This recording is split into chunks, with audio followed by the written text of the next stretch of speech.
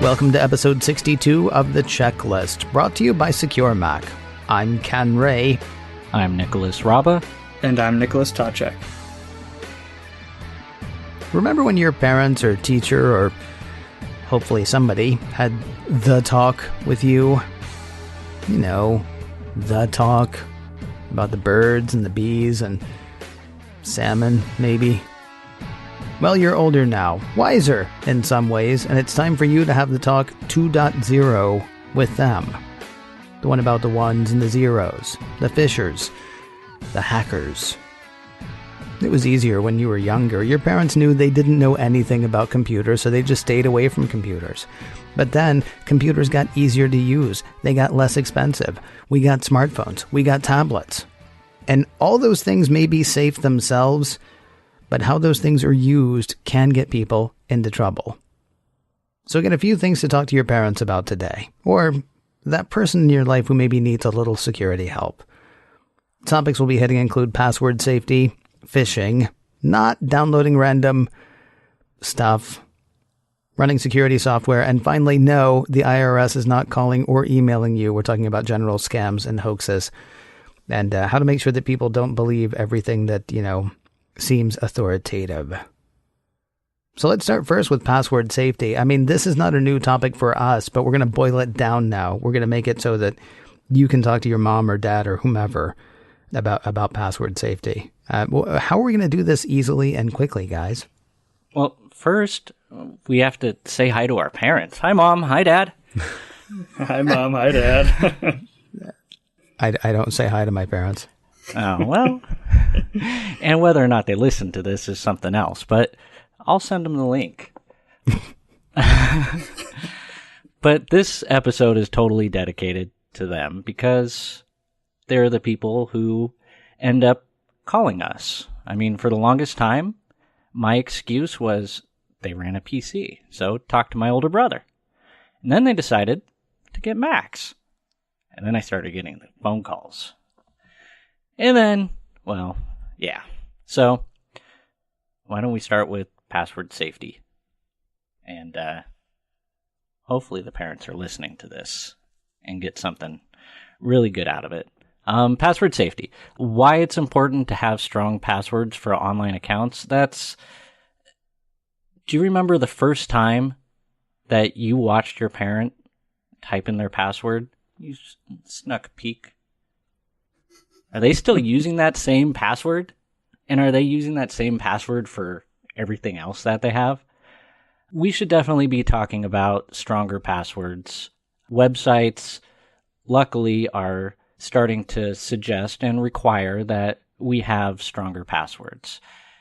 Whether it's the extra characters, the length of it, it can't include your name, it can't include your username, things like that. Those are good things that are happening in the industry that are making it much more secure for our user accounts. But are they using that same password for all their accounts? Or are they starting to create different passwords for all their different accounts out there? Those are things that they should start doing. So that password, the one that said, I love Nick forever, he's the greatest son, it met the criteria of being long enough and enough different characters in it, but you're going to want to put some of those extra extended characters in it as well, just so password cracking is a little bit harder there. And of course, you want to make sure, no matter how much your mom does love you, you're going to want to make sure that she's not using that same password everywhere. Yeah, and because I just shared your password out there, you're going to need to change your password. So now's a pretty good time to change your password. You don't have to wait until whatever web service gets compromised and they force you to change your password. You can just change it now. But when those websites do get compromised and you are using that password for other websites, you need to go back through and make sure that you start creating different passwords for different sites, no matter how hard it may be. Now, you just said actually because you just shared someone's password with, they need to go ahead and change it. Obviously, that wasn't anybody's real password, but I mean, should you even know your parents' password? I mean, is there anybody aside from your kids, maybe, is there anybody else whose password you should know? Technically, no.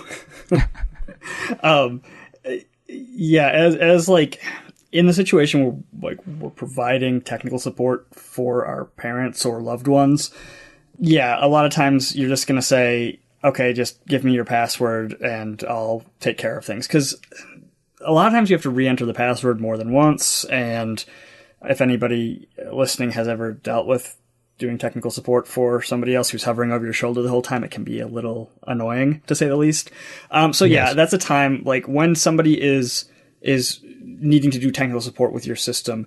There's definitely a caveat there is that you don't want to give out your password to just anybody especially when you're doing technical support. You don't want random strangers having access to your accounts.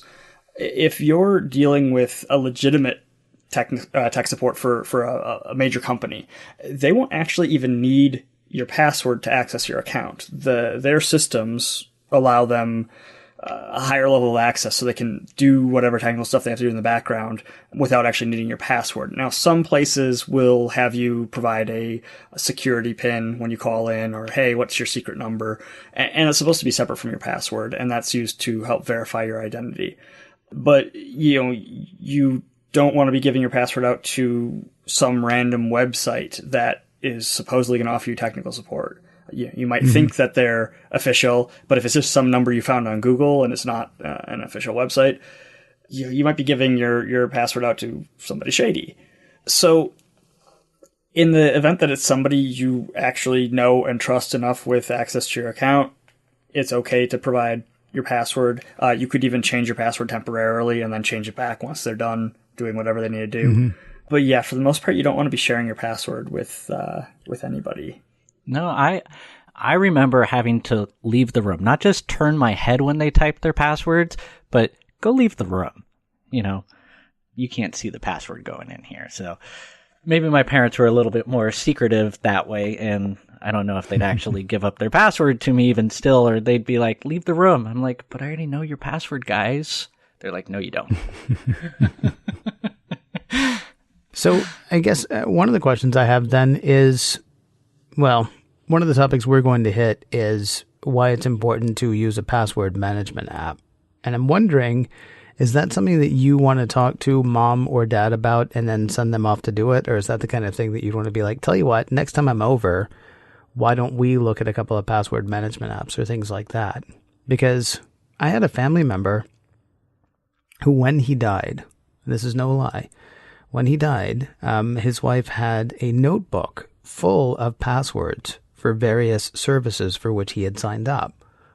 And I don't think you could ever convince her, that, okay, just do something like a 1Password or something like that. I mean, is this the kind of thing? Because the other question I have is, if you say to your parents, okay, so get a password management app and you'll be good, and you just send them off to do it.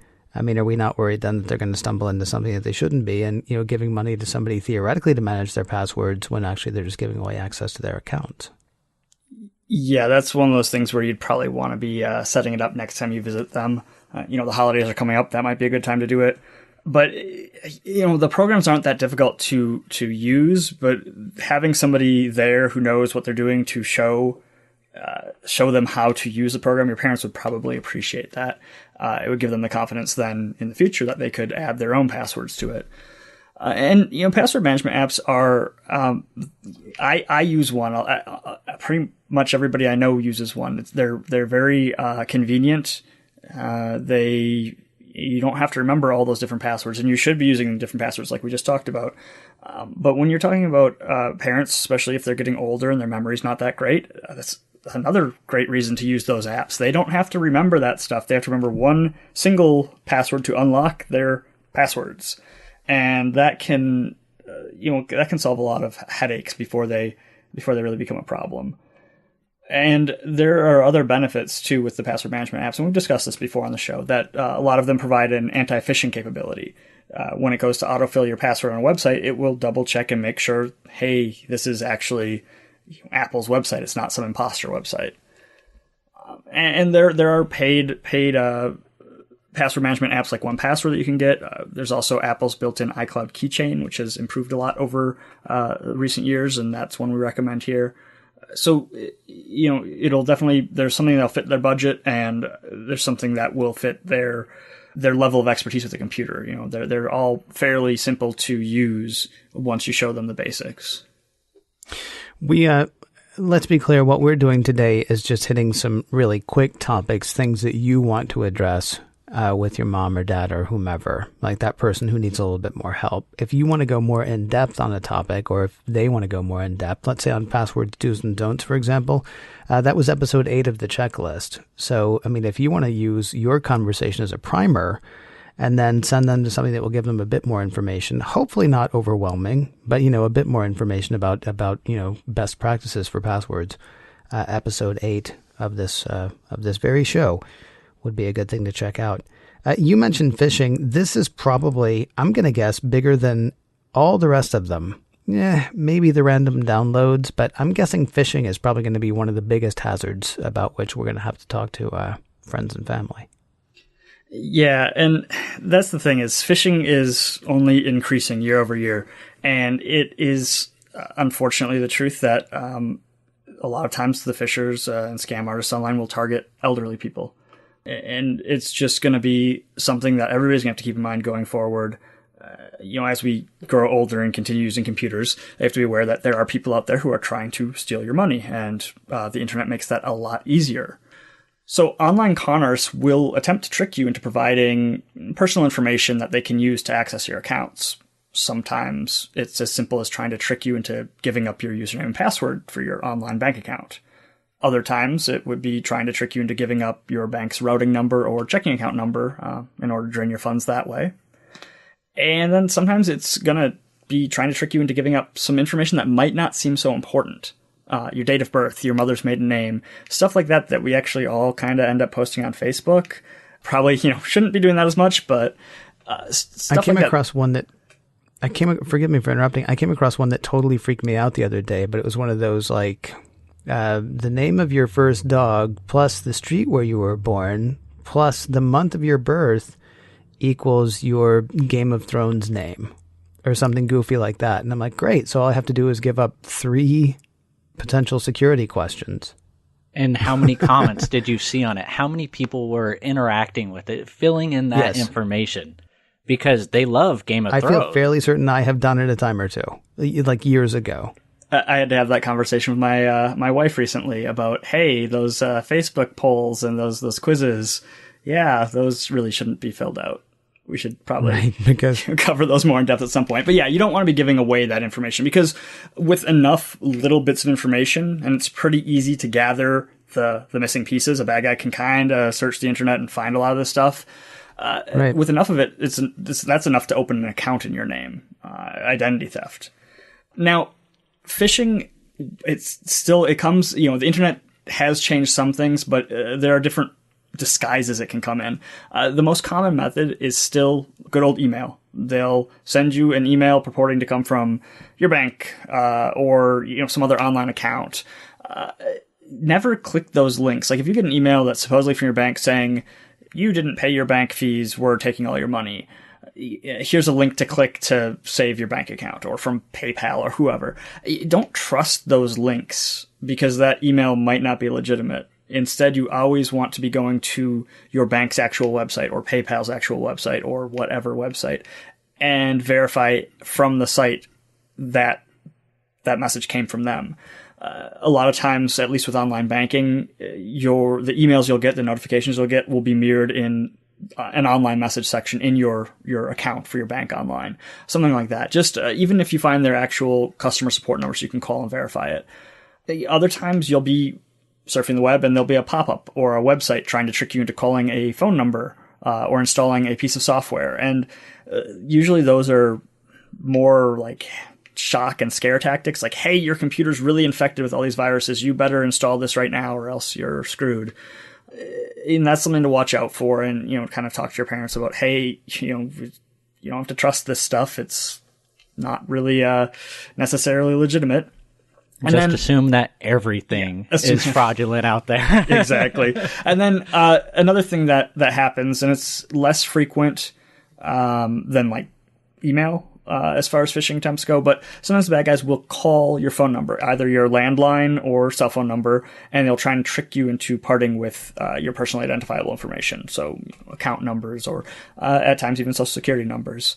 So that's something else to be aware of, that just because someone calls on the phone and says they're with some company you don't have to trust them just because they say that's who they are. You should always call the number. Don't ask for their number. You want to go look up a number yourself for whatever place of business is supposedly calling you and call them yourself. Initiate that call yourself. Don't just trust somebody on the phone.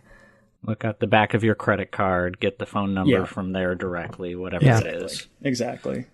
And what about typo domain names? That's another popular one. That's a lot of times where you'll see those websites that are asking for your information, or those pop-ups will be when you meant to go to Apple's website and you forgot one of the P's. Something like that. It's just things to double check, especially if you see something you're not expecting when you're surfing the web, like, where did this pop-up come from? Double check what site you're actually on. That can be sometimes all it takes to clue you in that, oh, hey, this isn't where I meant to be. Our next topic is one that really bums me out. I mean, they all kind of bum me out. They all kind of make me sad, but this one really bums me out because it really just, it pulls on the heartstrings in a way, or it can. Somebody was telling me recently, I don't remember who, but somebody was telling me that they had an elderly family member who was trying to do fun stuff with their grandkid. And so they were downloading all these, I don't remember if it was themes or skins or stencils or what it was. But somebody was they were just downloading stuff that, it seemed like it would be fun to, do something with their grandkid. And then later it turns out it was downloading all kinds of crap that was actually potentially security vulnerabilities. It was making their computers less secure in a way. So talk to me about, how do we talk to people about what they should and should not download when it comes to going out there on the great wide online world? So you mentioned downloading something to do with your grandkids or whoever. It's back in the day, it used to target specific websites that would be infected with something, or it would be bundled with something, whether it be looking for a piece of music or pirated software, driver sites. And now it's spreading to, sites that, coloring pages, things that everybody is just looking to do fun stuff, and they're getting all these random things bundled with it. They're telling you need to install this to get that. Anybody can make a website.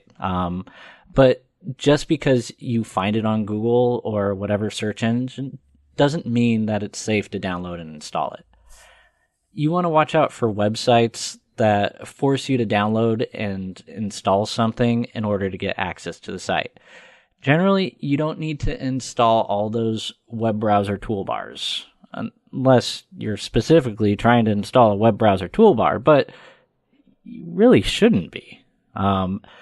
Sites that tell you to download video player in order to watch online shows or movies, definitely those should be avoided. So what should you do if you download something by accident? Now, if you did accidentally download something, or if something was downloaded automatically when you visited a website, you should still be okay as long as you didn't actually run or install the file that was downloaded. So just delete it from your computer and avoid that website in the future. Now, if you made a mistake and actually ran or installed that random file, go ahead and run a scan with your security software to make sure that nothing bad was actually installed on your system. And remember, there's no such thing as a free lunch. Don't try and track down free copies of expensive software. Get your Office or Photoshop or whatever for free. There's so many bad things surrounding that. Plus, the vendors themselves don't like their software being pirated. I know we don't. So, bottom line, pirated software, it's a great way to infect yourself with adware or malware. That's not the kind of freebies you want tagging along for the ride. Absolutely not. Now, I got a question. I know I asked something similar earlier. I think it was about the password management apps. We are sensibly, I mean, if you're talking about a computer, if you're talking about an iPad or an iPhone, which I know, well, an iPad anyway, some of our older relatives have started to switch away from computers because some of them realize it's really more hardware than they need. So for like an iPad, you don't need to run security software. You just need to not jailbreak your device. I mean, we're going more technical here as opposed to giving out information, because certainly, phishing attempts can happen on an iPad just as easily as they happen on a regular computer. A lot of the human side of this stuff can happen on an iPad. So you do still need to talk to mom or dad, even if they're using a tablet, because as much as Apple has locked that up, they haven't locked up your mom and dad. So, I mean, there's still a security vulnerability at that point. But if mom and dad are still using a desktop, or if they're still using a laptop, if they're still using a traditional computer, we're going to want to talk to them about running security software, but we're not going to want to say, go find security software. Because, I mean, again, just like the password management, there's a chance they just give somebody money to put more scareware on their machines. Talk to me about how we talk to them about security software, why they should run it, and what they should look for. Well, what you just said about iPads is spot on. For anybody whose parents have asked, and we've heard this question a lot actually in support for our own security software, if you have an iPhone, an iPod, or an iPad, you do not need security software. There are some titles available in the App Store from time to time, but they can't function the way that security software needs to function because of the security that's already in place, put there by Apple on those devices. iOS is really secure. No piece of security software that you can get from the App Store is going to make the device any more secure. So don't waste your money on that. Now, if you have a Mac desktop or laptop, however, it's a little bit of a different ballgame. It is important to run security software. And I guess I should add, if you have a PC as well, there's malware out there that can affect Macs and PCs. So security software is going to provide an extra layer of protection beyond what is already provided by those operating systems. So you can kind of think of it as a safety net. But that being said, not all security software is created equal. So when you are talking to your parents about this, you need to be sure that they're going to be installing security software from a professional, reputable vendor. If you use security software yourself, you'll obviously already have some preferences and ideas of what to look for. But you don't want to just be searching for antivirus app and downloading the top hit in the App Store or on Google. You'll want to do some research first. You should always be wary of free security software. If it's not being updated on a regular basis, it won't be able to keep up with the latest security threats. And most reputable security software does require a monthly or yearly subscription fee because they are constantly updating their programs to deal with all those new threats. So it's kind of a you get what you pay for type thing. But once you have security software installed, you need to make sure it's actually running. Some people will disable security software because they feel that it slows down their computer.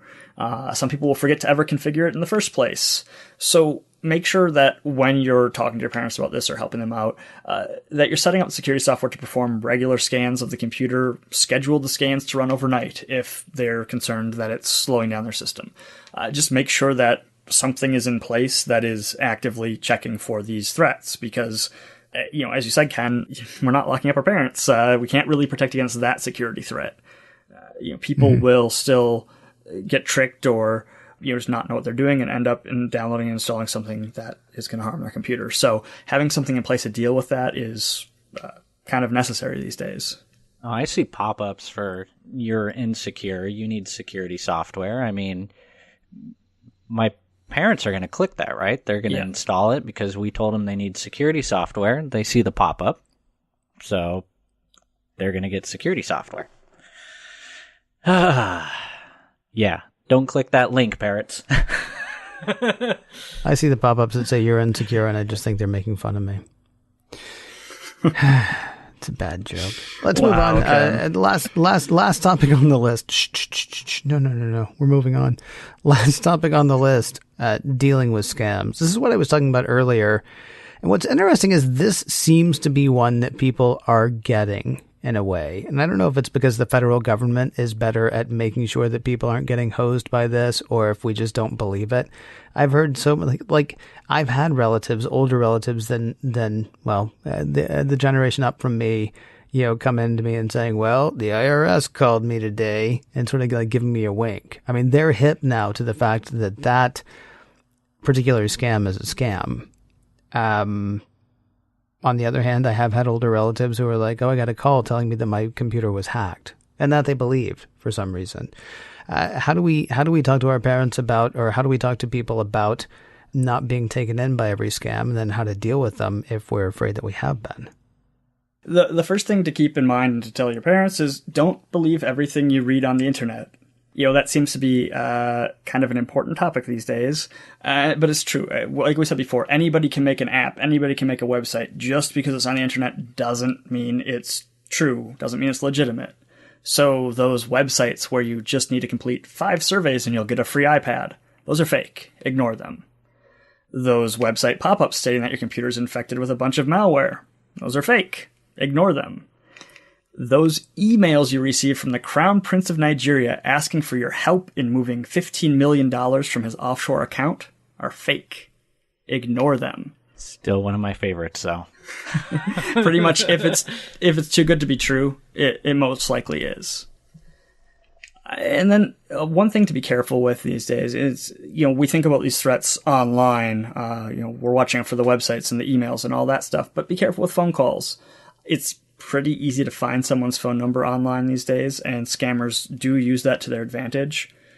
And what you just mentioned a little bit ago, a scam that's become more prevalent in recent years is one where somebody will call you pretending to be from the IRS. They'll say that you owe a bunch of money in back taxes, and that if you don't pay up immediately, you'll receive a huge fine or jail time or something else bad. And they'll go on to say, hey, we'd be willing to settle with you for a fraction of what you owe if you pay now. Just give us your credit card details. Hang up. Those people are scammers. The IRS does not randomly call people trying to cut deals like that. The IRS will send you an official letter. There'll be lots of ways to verify it. There are versions of the scam that have appeared via email as well as postal mail. So I know I just said it's okay to trust the postal mail one, but when in doubt, just contact the IRS for clarification, or contact your bank for clarification, or contact whoever it is that you're feeling a little unsure about with that message or that phone call. But again, going around that piece of mail, don't look at the phone number on the piece of mail that you got and call that back. I mean, like exactly. If it says it's the IRS, you can go online and find a phone number for the IRS. If it says it's from your bank, like Nick said earlier, flip over your bank card. Call that number. Don't call the number that's coming in the pop-up or the text message or the email or whatever, because that's just somebody, waiting. The same person who sent you the email is waiting by that phone number to say, no, I'm absolutely your bank. Why don't you go ahead and give me the last 4 of your social and we'll be on our way. And if you just want some extra giggles, you need to go over to YouTube and search for IRS phone scammer with revenge in it. There's so many great videos up there of people getting back at these scammers, like flooding their phone wasting banks. Wasting their time. Wasting their time. I mean, totally not safe for work or things like that, but... Because I was going to say maybe we could show mom and dad those, but... It makes you feel good. One thing to keep in mind, too, is that it's not just the scammers aren't always going to be the ones contacting you. Sometimes you accidentally are the one contacting them. They'll wait for you to come to them. So a common scam that we've actually seen a lot in recent years is trying to take advantage of people who are just trying to get a hold of tech support. They look, type in Amazon tech support on Google, and they find a phone number in that first hit, and they call it. And the company's like, oh yeah, we're Amazon. Let's just charge you $200 and we'll fix your Kindle. And it's fake. It's, that first hit on Google, they just paid for an ad to appear at the top of the search results. The number will change 2 weeks from now to be some different number, and it'll be the same scammers. A lot of those companies did actually get busted over the summer, there were a few takedowns, which was nice to see, but that scam isn't going away anytime soon because it brings in a lot of money for those people. So when you are trying to get a hold of a company, don't blindly trust that first phone number that you see in Google or Yahoo or whatever you're using for your search. Go to the company's website, locate the contact number on the company's website, or like we said before, on the back of your credit card, or some place that actually is legitimate. It's essentially don't blindly trust what people are who don't trust that somebody is who they say they are on the internet, because anybody can make a website. So, pretty much just keeping basically telling your parents that they should be aware of this stuff, that this stuff is out there, as they might not have any idea that these types of scams even exist. Anybody who's been on the internet for a while kind of has a clue as far as some of these scams go, but we can't forget that there are people who have not been using the internet for however many years now, and they don't necessarily know that stuff. So clue them in. So I guess the last question I have is, how do we make sure this stuff sticks? I mean, because the one thing that I'm concerned about, and I think the three of us, and I'm not even a security guy, but I think the three of us have done it in this episode, is sounding preachy, sounding like, well, I'm the one who knows and you don't. Because, that's the premise of the discussion we're having. The premise of the discussion is, I know what I'm talking about, you don't in this particular case. But to come at it that way, I mean, I know that I tend to shut down when people come at me that way. I mean, how do we, first of all, make sure that we're not just coming off as condescending, but then also how do we make sure that the information that we're trying to make sure they have is information that is actually held on to? I think a really important thing is to make sure your conversation is engaging for them. If you're going all technical and kind of just plowing ahead with all these, do this, don't do that, definitely don't do that, they're going to glaze over. So right. Ask if they have questions. Listen to their questions, answer their questions. Even if it sounds stupid, you're not going to be doing them any favors by kind of just bowling them over and saying, do it because I said so. Even if you feel like saying that to your parents after however many years of the reverse. They're never going to use the password manager, are they? But the thing is, for a long time, my parents would come to me with the security questions or the computer, technical questions. And I was in that position where I'd do the tech support stuff for them, and sometimes I would just kind of be like, get out of my way, let me take care of things. And that just resulted in me always doing the tech support stuff and always answering the questions. So at a certain point, I started trying to teach them and give them resources where they could teach themselves. And it's gotten to the point where my parents now will tell me, hey, I avoided XYZ security scam a couple weeks ago. They didn't bother telling me about it or anything because they were able to figure it out on their own at that point. So providing them with some resources so they can teach themselves, and places they can go for some questions, answers to some questions rather, would be a good start. Trying not to be too technical and too preachy when you have the conversation with them. You might have to break this up into a few conversations too, because if you hit somebody with a lot of its information all at once, it's going to be overload. So I guess one suggestion would be consider writing down a list of these tips and tricks, or printing out the show notes for this episode. Basically giving them something that they can go back to and look at later, maybe when they can process it a little bit more than when it's not right in the moment. Poster size, rules of security, hang it up over their computer, the do's and don'ts of your computer. I could picture it now. My parents would love me. I was going to say, that sounds like the kind of thing that would turn me off. But, hey, maybe to each his own. I guess that's the other thing, too. We don't actually know what conversation style works best for everyone. I mean, maybe mom or dad just wants to say, look, just tell me what to do. Not in this particular instance, but, just hit me with all of it. And hopefully I'll pick up on it. Mr. Tachek mentioned a moment ago that you can find the this list on our website. And not only is there this list, but there's all the conversations that we've had before. I mean, I mentioned earlier the passwords, do's and don'ts. That was episode 8.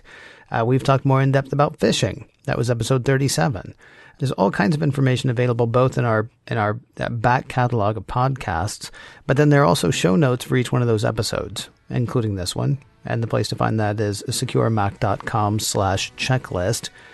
That address again is securemac.com/checklist. If you have a question that you'd like to ask or a topic you'd like to hear us hit, we have an email address as well. It is checklist@securemac.com. That address again is checklist@securemac.com. And if you can't remember that, do remember this. You're listening to The Checklist, brought to you by Secure Mac. And we'll talk to you next week.